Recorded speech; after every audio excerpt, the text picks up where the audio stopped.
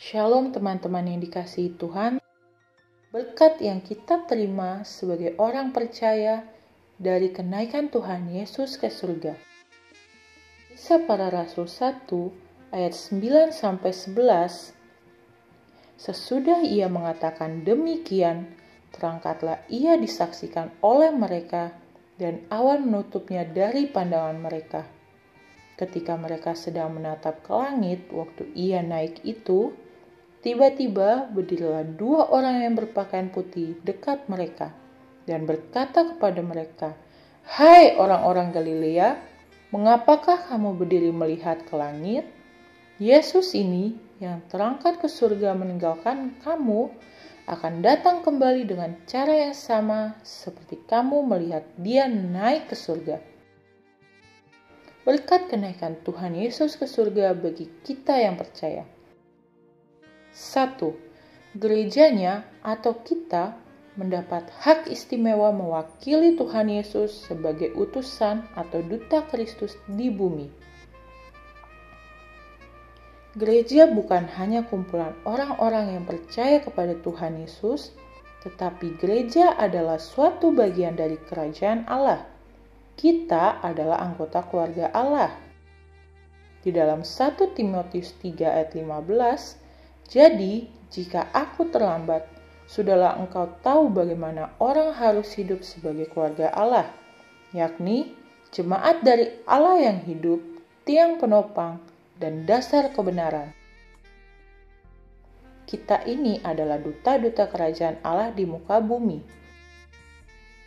Tertulis di dalam 2 Korintus 5 ayat 20, jadi kami ini adalah utusan-utusan Kristus, seakan-akan Allah menasihati kamu dan perantaraan kami, dalam nama Kristus kami meminta kepadamu, berilah dirimu didamaikan dengan Allah.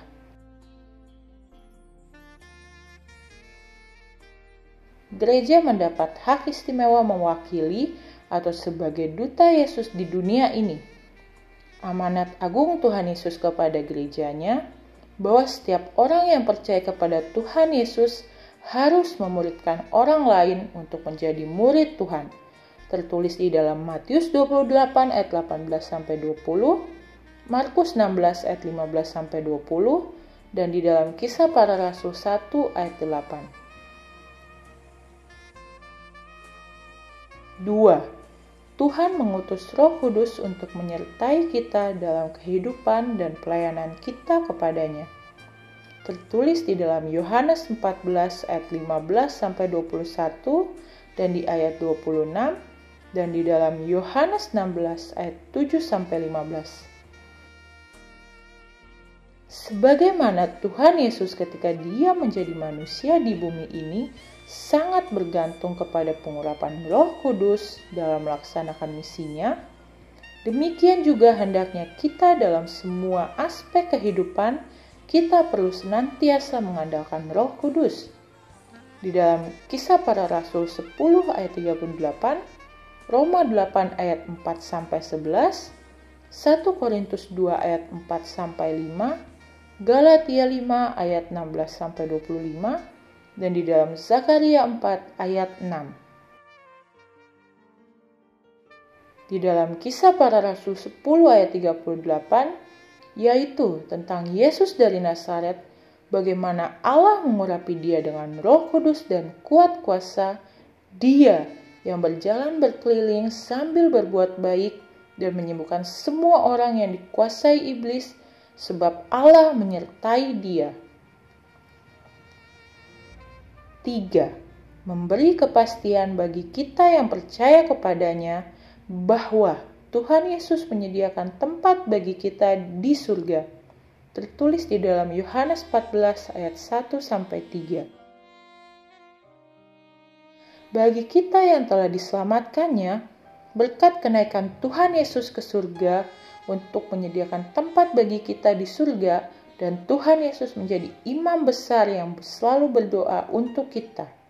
Tertulis di dalam Yohanes 14 ayat 2-3, di dalam Yohanes 15 ayat 16-17, 2 Korintus 5 ayat 1-5, Ibrani 4 ayat 14-16, dan di Ibrani 9 ayat 11-15.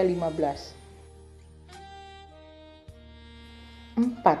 Kenaikannya ke surga memberi kepastian atau jaminan bagi kita yang percaya bahwa Tuhan Yesus akan datang kembali dengan cara yang sama ketika kenaikannya ke surga, datang dalam tubuh kemuliaannya, dapat dilihat dan di dalam awan kemuliaan sebagaimana dia telah naik ke surga.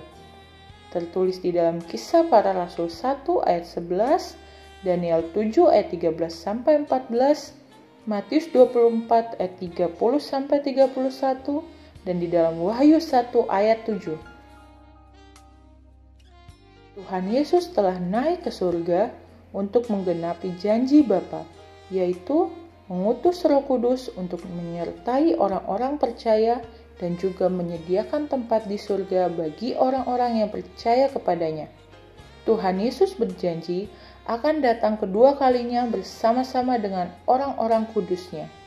Tertulis di dalam Zakaria 14 ayat 4-5.